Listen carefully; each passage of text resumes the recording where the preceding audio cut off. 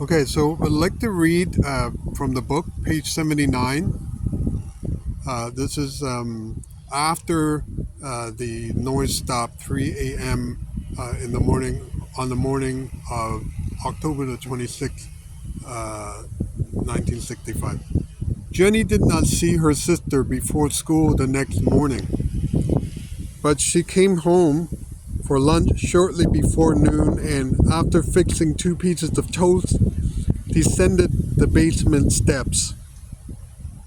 Sylvia was half sitting, half lying on the floor. She refused the toast. Jenny could not make out the words Sylvia was trying to say. Before Jenny returned home from the afternoon school session, Mrs. Wright had Sylvia propped up in the kitchen, trying to feed her some milk and donuts. She had thrown Sylvia to the floor in frustration, but had propped her back up in the chair and had handed her donuts and a glass of milk.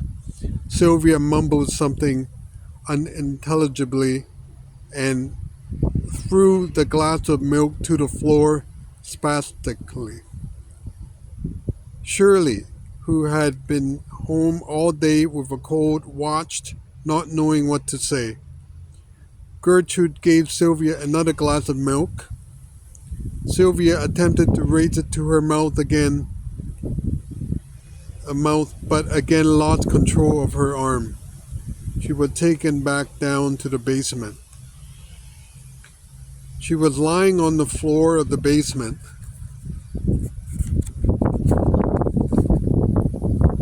when Paula came back from her new job at a downtown cafeteria. Sylvia would just lay there, moaning, mumbling. She tried to recite her ABCs, but could not get past D.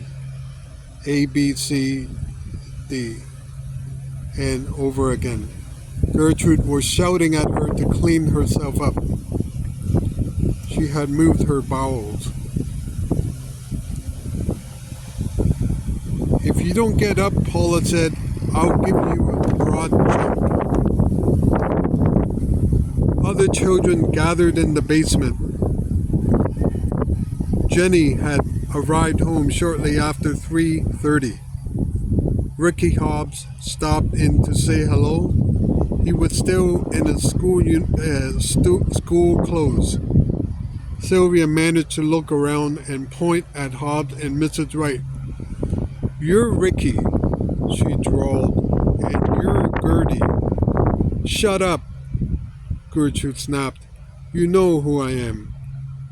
"All my teeth feel loose," Sylvia said. She had a rotten pear in her hand, but was having trouble biting into it. "Don't you remember, Sylvia?" Jenny asked. "Your front tooth was knocked out when you were 7. Sylvia collapsed on the floor near the steps.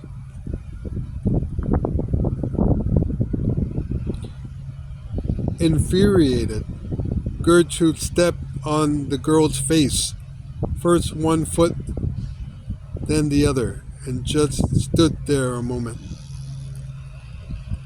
Jenny had hoped to earn some money that afternoon, and shortly she left the house with a rake. She was never to see her sister and companion alive again. Marie had stopped down in the basement. "Hi, Sylvia," she said, quietly waving her hand slightly.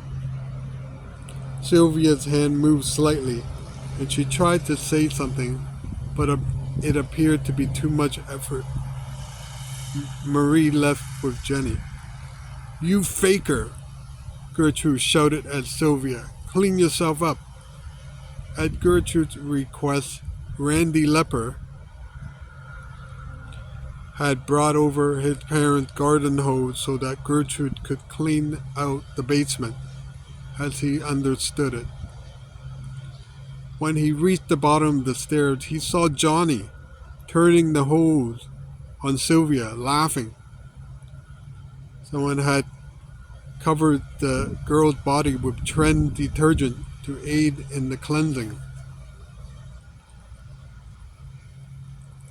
Gertrude, who had climbed the basement step back to the kitchen, saw that Stephanie was home now and explained that Sylvia had had an accident in her shorts. She asked Stephanie to watch Sylvia. It was about 5 p.m. Stephanie dropped her books, trotted down the stairs, and saw her brother already washing Sylvia with the hose. Sylvia, half lying, half sitting, was mumbling something incoherent. "Turn off that hose," Stephanie instructed her brother. She intended to carry Sylvia upstairs for a bath, but found her too heavy. Stephanie, worried, began to cry. Ricky Hobbs had done his homework, changed clothes, and eaten dinner, and he was on his way back to the Benichevsky house. He was a little curious about Sylvia. When he opened the Benichevsky's back door and walked in about 5:30, he slipped down the basement stairs. Gertrude was slumped against the wall, crying. Stephanie, cuddling Sylvia, was crying too. "What's the matter?" the boy asked. Stephanie said she thought Sylvia might be dead. But Hobbs detected short, labored breath from Sylvia and, with Stephanie's help, managed to drag the girl up the kitchen. Her skin was cold and someone wrapped her in a blanket. Hobbs thought she was having extreme trouble breathing and began to apply pressure respiration. Stephanie ran upstairs to turn on the water for a warm bath. Soon, Jenny, who had finished, soon Johnny, who had finished holding off the basement floor, called for upstairs that the bath was ready. Stephanie grabbed Sylvia's feet, and Hobbs grabbed her under the arms. They started up the stairs. Near the top, Sylvia's wet, slippery body fell from Hobbs' grasp, and her head banged on the steps. Gertrude followed them upstairs. "She's faking," she repeated. "She'll be all right." But when Stephanie began to undress Sylvia for the bath, Gertrude ordered them to dump Sylvia in the tub with her clothes on. "Hurry," she said. Sylvia managed to groan. "I wish my daddy was here," she moaned faintly. After the bath, Ricky and Stephanie dried Sylvia and dressed her in warmer clothes, a sweater and pedal pushers. They laid her on the mattress in the bedroom. Gertrude followed them into the bedroom, shouting frantically, "Faker! Faker!" She picked up a book and slapped Sylvia hard on the side of the head. Hobbs practically pushed the hysterical Mrs. Wright down the stairs. Shirley brought some hot tea and asked how Sylvia was doing. "Oh, she'll be all right," Stephanie assured, but she had already suggested to Ricky to call a doctor.